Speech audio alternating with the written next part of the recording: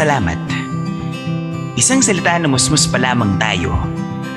Naririnig at tinuro na sa atin ito.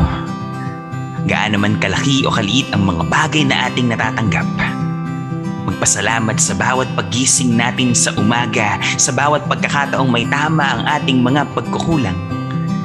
Sa mga pagkakataong makapagsalo-salo sa lamesa, sa haplos ng ating mga ina na handang magbigay ng alaga, sa ating mga ama na siyang haligi upang ating maging sandalan, sa mga tapik, yakap, halik ng mga kapatid, mahal sa buhay at mga kaibigang na tumutulak sa atin na magpatuloy sa kabila ng mga hamon ng buhay.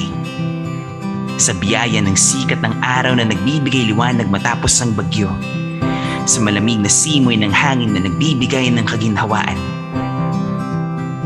Sa kabila ng mga biyayang ito, may pinanggalingan ng lahat ng ito.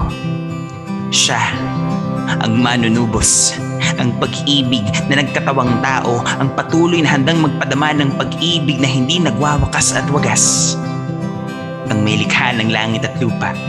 Siya na walang sawang handa tayong akapin muli sa kabila ng ating mga sala.